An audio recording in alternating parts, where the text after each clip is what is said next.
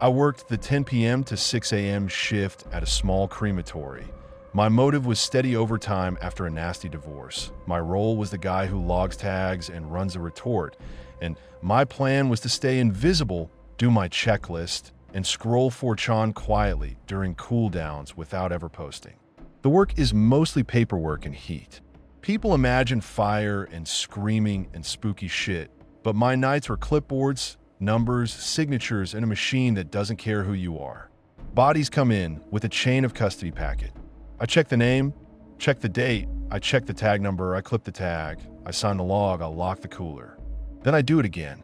If you break that chain, you don't just mess up, you hand someone a nightmare and you end up on the news as the asshole who mixed up someone's mother. That fear keeps you sharp. The retort runs like a stubborn engine. It ramps up, holds, then drops, and the metal pings as it cools like it's counting time. The building hums, vents breathe, disinfectant stings your nose, and smoke tries to sneak out of every seam. I like nights because nobody tried to comfort me or ask about the divorce like they were entitled to my story. I could just work and disappear. During the long, steady stretch of burn, you can't do much except babysit gauges, listen for alarms, and wait. That's when I'd sit by the monitor with cheap food and scroll. I never posted. I never wanted my words tied to anything. I kept landing on threads where a nonce traded proof like it was currency.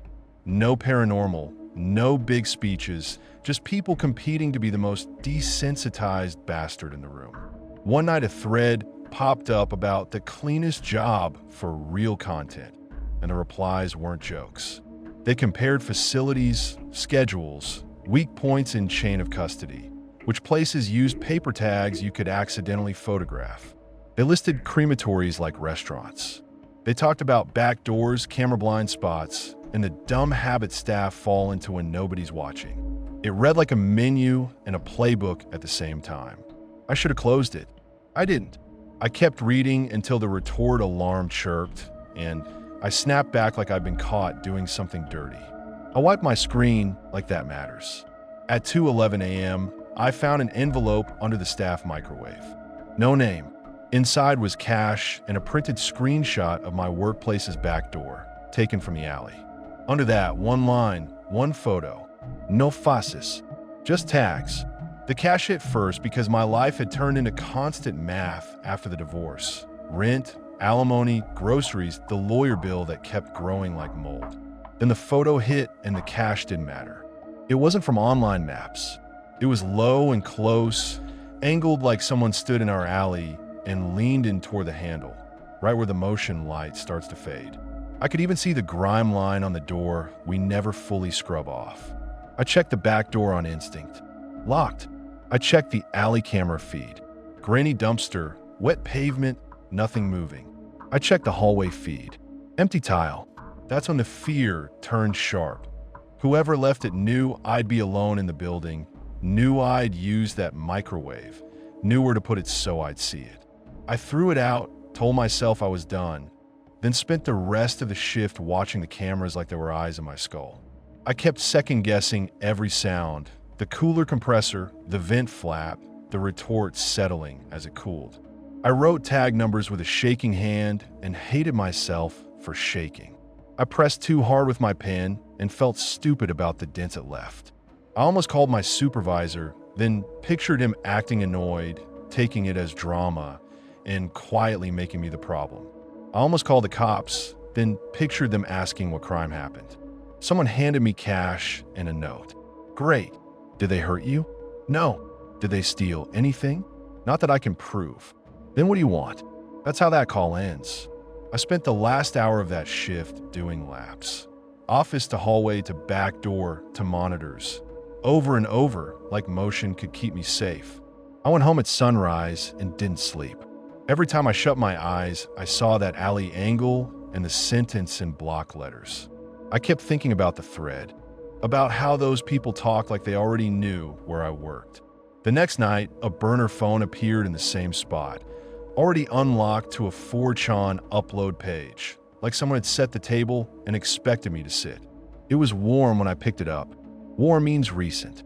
Recent means I could have walked in seconds after whoever placed it walked out. My mouth went dry like I'd bitten into ash.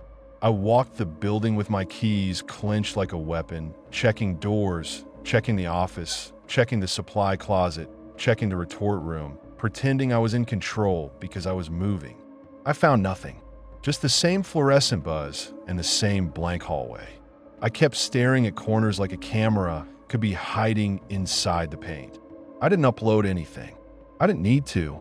I powered the phone down and shoved in my locker under my spare shirt, like hiding it bought me time and made me innocent. Then I ran the shift like normal, because the work won't stop for your panic. You load the tray. You match the tag. You sign a log. You watch the temps. You scrape the ash. You rinse the pan until the water runs gray and then clear.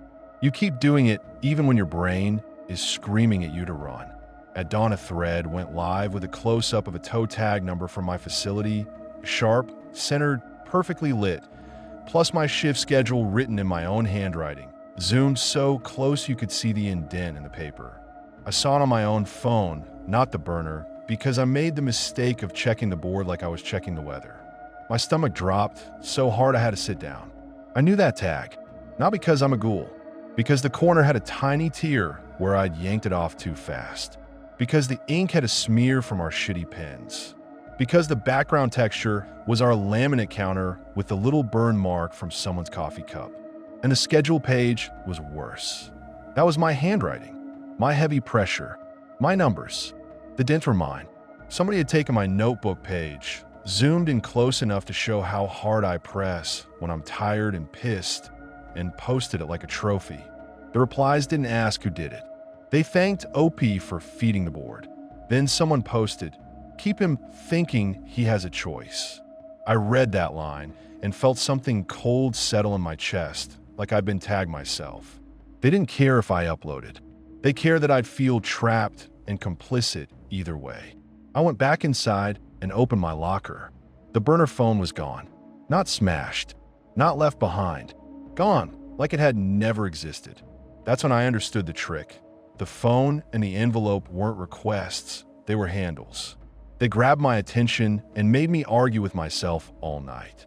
Do I confess? Do I quit? Do I call police and sound insane?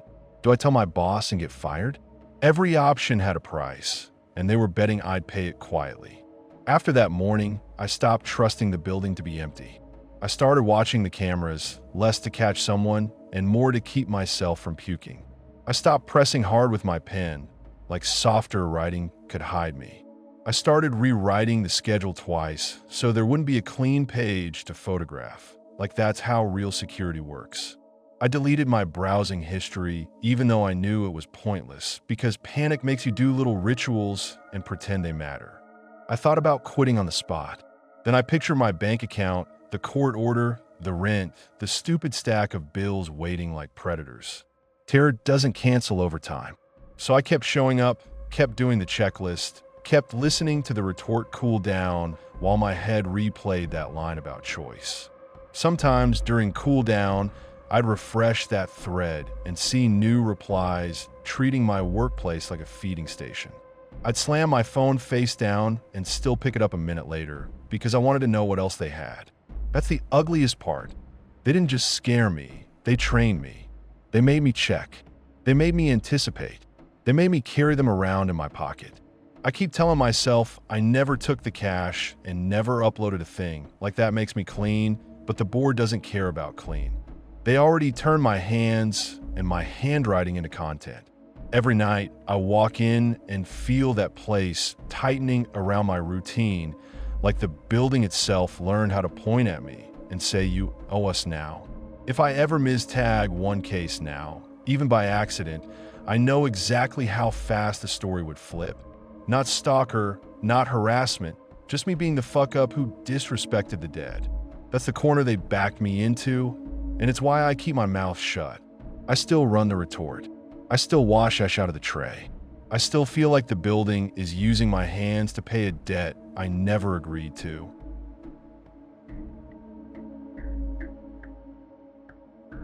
I had a midnight maintenance slot at the bus depot. My motive was to clear a firmware update before morning routes. My role was the tech who tests the onboard PA speakers, and my plan was to run diagnostics bus by bus, sign off, and go home without getting pulled into /X nonsense. We were behind because day shift kept punting the audio bug till later and later turned into me, alone, in a half-lit yard full of dead buses and a supervisor who only cared that it stopped popping like a gunshot on Route 6 at 6 a.m. The depot at night is all concrete echo and diesel stink. Your footsteps sound like someone else's. Every bay a light hums. Every time a compressor kicks, your chest jumps. I took 5 minutes in the tech closet, scrolling my phone like an idiot, and that's when I saw it. And /X thread anons were calling the passenger roll call. The claim was simple and stupid.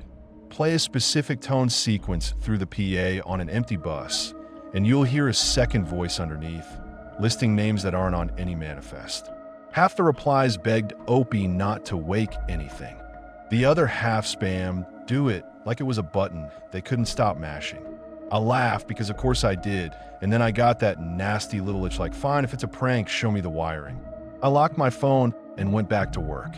Next time I opened our shared audio folder on my work laptop, the tone file was there. No ticket, no email, no author. Just a wave with a generic name that matched our naming convention too well, like it had always lived in that directory.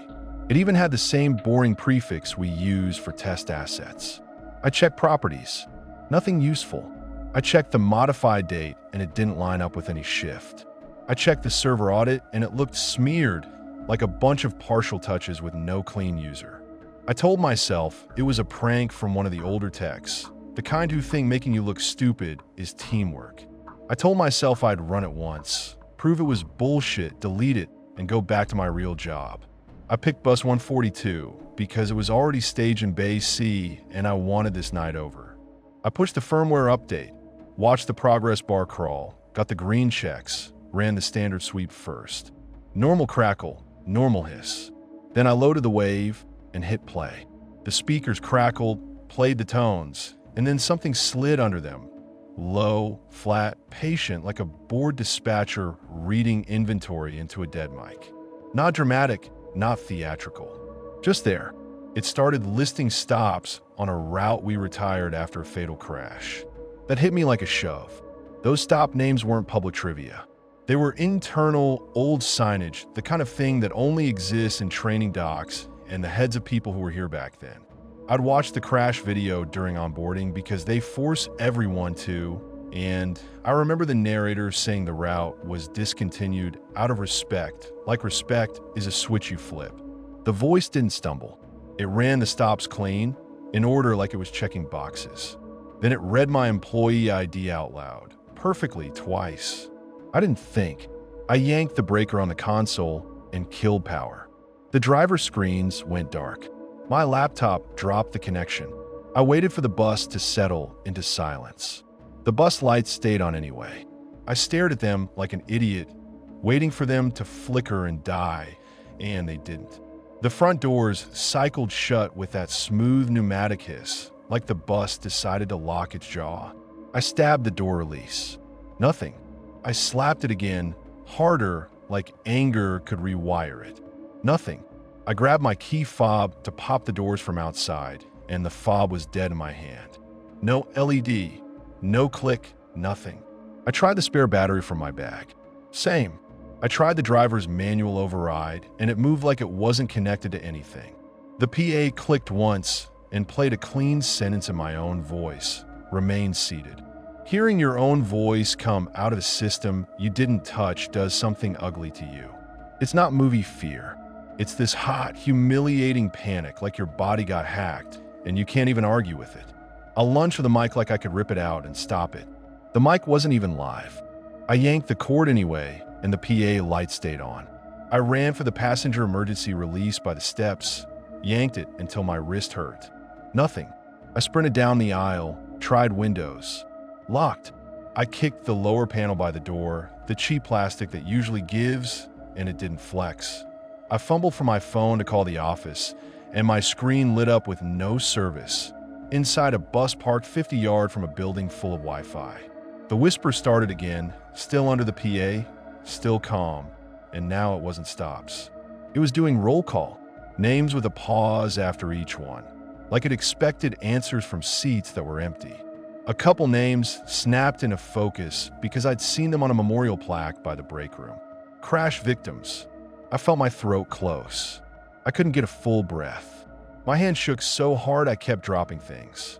The PA clicked again and my own voice said, "Remain seated," like it was correcting me. And that's when I understood the bus wasn't malfunctioning, it was giving orders. I grabbed the red handle on the emergency window, pulled until the seal popped, and shoved the paint out. The edge caught my sleeve and tore it from elbow to cuff. I didn't slow down. I climbed out like a drunk, dropped to the concrete, hit hard on my hip, and stumbled upright with my teeth clacking. I didn't look back for hero proof. I just ran to the office. Security looked up like I'd lost my mind. I threw words at him fast. Bus locked me in. PA read my ID. Doors shut. Lights stayed on. He didn't take it as an emergency. He took it as me trying to drag him into some internet bullshit at 1 a.m. He told me to stop yelling because the depot manager watches the cameras. He told me I probably tripped battery backup. He told me I was worked up. That made me angrier than the voice did. I shoved my torn sleeve in his face and told him to pull up base C right now. He asked if I'd been drinking. I asked if he was serious. He said if I gotten hurt on the job, he had to report it, and if I was lying, he had to report that too. He rolled the footage back. Bus 142 sat parked and empty. No me climbing in, no me running the aisle, no window opening, no one. Just the PA light blinking steady on the dash like it was waiting for the next name. I leaned in until my forehead almost hit the monitor, rewinding again and again, like I could force reality to admit I existed. Nothing changed. The guard started getting pissed, then mean. He said if I'd been inside that bus, the cameras would show it. So I was either lying or I was losing it, and either way it wasn't his problem. I snapped back that the cameras miss shit all the time, that we've had break-ins in this yard on blind angles, that he loved his chair more than his job.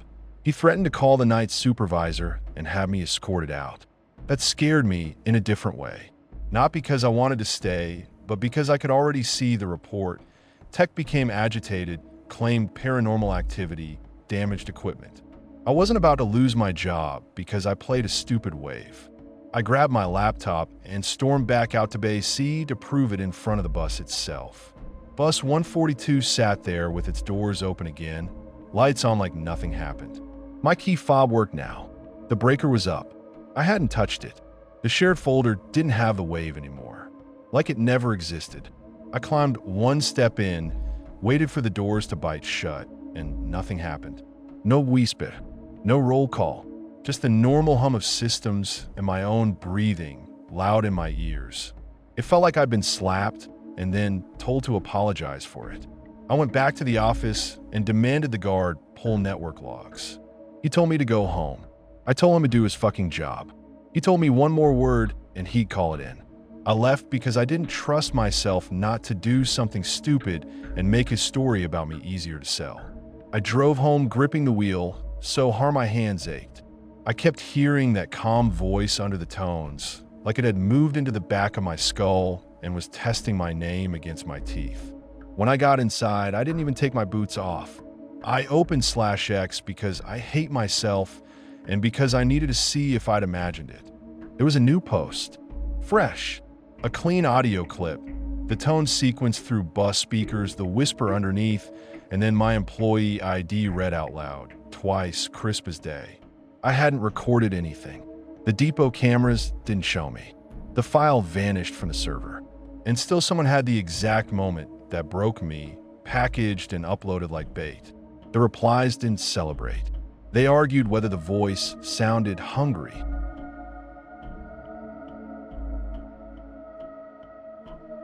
I had a 4 a.m. ramp shift unloading arrivals. My motive was to hit full-time hours before layoffs. My role was the guy throwing suitcases in the cold. And my plan was to keep my headphones in, ignore my phone, and finish the belt line without drama. Brake hit when our inbound got pushed back and my supervisor started doing laps like a pissed-off mall cop. I squatted by the service door, choked down burnt coffee, and scroll my phone with gloves on because my brain always reaches for noise when I'm tired. I opened 4chan. Top thread looked like a dare. Watch me make them run. Hope he didn't post anything heroic. Just a blurry photo of a baggage carousel sign. Carousel 6 and one line, practice. Replies poured in, jokes, dare you to bullshit. A few people saying don't, a lot of pics are fake, and that ugly smug tone like fear is entertainment. I felt that little itch of recognition because Carousel 6 is ours and the sign in the picture looked like ours. I pocketed the phone when the tug keys jingled and we got called back out.